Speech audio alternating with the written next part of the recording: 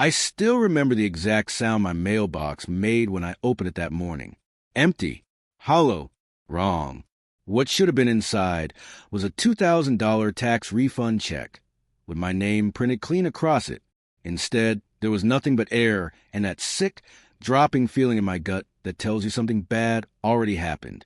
What I didn't know yet was that the last person I ever expected to be involved was the HOA president, the same woman who smiled at me every Sunday like we were friends.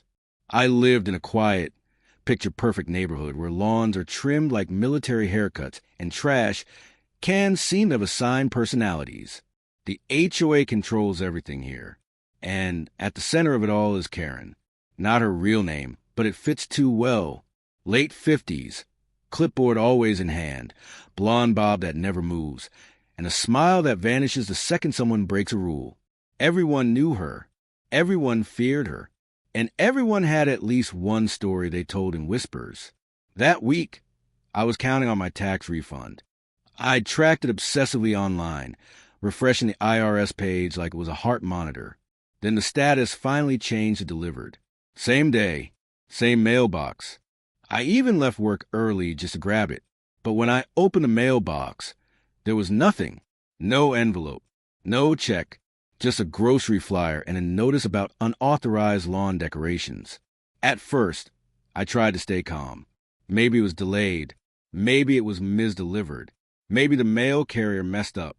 Then my neighbor across the street waved at me in a way that felt off, like she wanted to say something, but didn't want anyone to see her saying it. That's when my phone buzzed. A text from another neighbor. Just 4 words. Check Karen security cameras. That sentence made no sense until it suddenly did.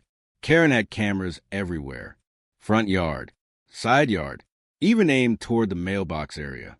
She bragged about them constantly, said they were for community safety. I walked over to her house using the excuse of asking about a parking notice she'd slapped on my windshield the night before. She opened the door with that same tight smile. Before I could even speak, she said, "Mail theft is a federal crime." The way she said it sent a cold line straight down my spine. She claimed she hadn't seen anything unusual. Claimed her cameras weren't working that day. Claimed a lot of things, too quickly, when I mentioned my refund check. Her eyes flicked toward the hallway behind her for half a second. Just half, but it was enough. That night, another neighbor sent me a video clip anonymously. Grainy, black and white, time-stamped. It showed Karen, wearing sunglasses and gloves, walking up to my mailbox in broad daylight. She opened it. She took something. Then she looked straight at the camera, like she dared the world to stop her. My hands shook so badly I had to sit down. The shock wasn't just that my money was gone. It was realizing the woman enforcing rules about grass height had crossed into something criminal and thought she'd get away with it. I didn't sleep that night. I replayed the footage over and over, wondering how long she'd been doing this, and how many other neighbors never even knew. By morning, I had a decision to make, and whatever I chose next was going to change everything.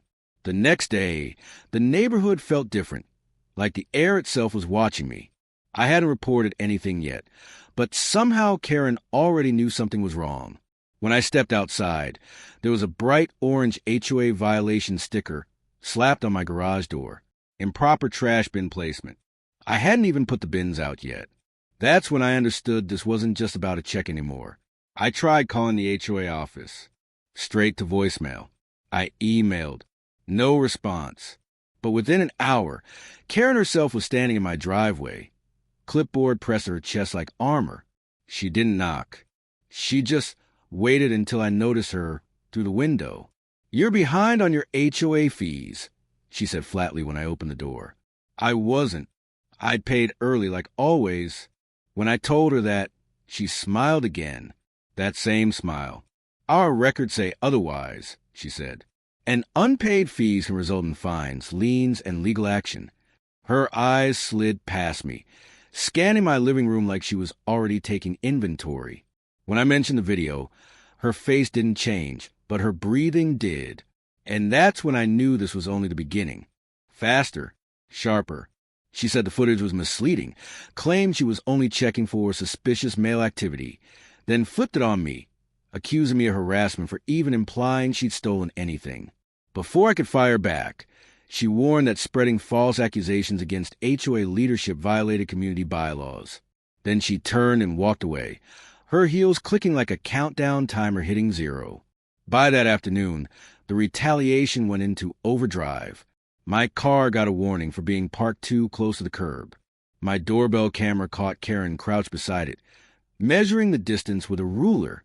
Hours later, an email blast went out to the entire neighborhood, reminding residents that mailbox tampering is a federal crime and urging everyone to report suspicious behavior. She didn't name me. She didn't need to. Neighbors stopped making eye contact. A few whispered apologies in passing. One quietly told me Karen had asked whether they'd seen me acting strange lately. Another said she hinted I might be having financial trouble. That part stung more than I expected. She wasn't just intimidating me. She was rewriting the narrative and casting herself as a protector. Then the IRS site updated again. Check, cashed. My chest went ice cold. I called the IRS fraud line and sat on hold for nearly 2 hours. When a real person finally answered, I laid it all out: the missing check, the video, the HOA president. The agent went silent for a long moment, then asked me to email the clip immediately. Her voice changed after that. Calm, serious, official. She told me something I didn't expect. This wasn't the first complaint tied to my address, or even my neighborhood. That's when it clicked. Karen hadn't just crossed a line. She'd built a system.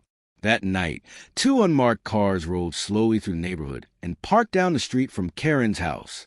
I watched from my window, heart hammering, as men in plain clothes sat inside. No lights, no sirens, just patience. Karen, meanwhile, doubled down. She sent me a certified letter threatening legal action for defamation. She posted a notice on the community board accusing an unnamed resident of attempting to extort HOA leadership. She even showed up at my door again, phone recording, daring me to repeat my accusation to her face. I didn't have to. Those cars weren't there for me, and what they'd already uncovered was far bigger than my missing $2,000. The knock came at 6:12 a.m. sharp. Official, the kind that doesn't ask, it announces. I wasn't the one who opened the door. Karen was. I saw it later through a neighbor's security feed, but the sound carried across the street. 2 IRS criminal investigation agents. Dark jackets. Badges out. Body cameras blinking red. Karen answered in a robe, hair half done, automatic smile already forming.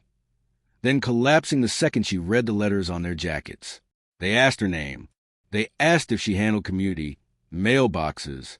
They asked if she recognized a list of addresses. She tried to laugh. She talked fast. She framed it as a misunderstanding. Then they stepped inside. What the cameras didn't capture, but the search warrant did, was everything else. Dozens of checks. Some cashed. Some altered. Some still sealed. Stacked inside a filing cabinet labeled HOA correspondence. Refund checks. Disability payments. Small business grants. All taken from neighbors who trusted the system and never imagined the threat lived inside it. The truth spilled when agents started reading amounts out loud. She was buried in debt. Medical bills. A secret second mortgage. A son who drained her savings and disappeared. The HOA role wasn't about power at first. It was access, cameras, authority, excuses to hover near mailboxes without raising suspicion. Somewhere along the way, she realized how easy it was. One check, then another, always from people she assumed wouldn't fight back. When they escorted her out, she didn't scream. She didn't cry. She just looked small, furious at the world for finally noticing. The neighborhood changed overnight. HOA meetings were canceled, then dissolved. The board resigned in a single email. Neighbors compared stories, realizing how many lost checks had never been lost at all. The IRS refunded my money within weeks, plus interest. I never even had to ask. Karen took a plea deal, federal charges, restitution. No cameras, no clipboard, no power. The strangest part wasn't the justice. It was the silence afterward. Lawn still got cut. Mail still arrived. But the fear she ruled would vanish like it had never existed. Sometimes I still hear the hollow sound of that empty mailbox in my head, but now it reminds me of something else too. The people obsessed with control are often hiding the biggest chaos of all. If you enjoyed this story, hit subscribe. Every subscription pushes me to bring you even more intense, real HOA stories. Tap the bell so you don't miss the next one, because the next time, justice gets even more satisfying.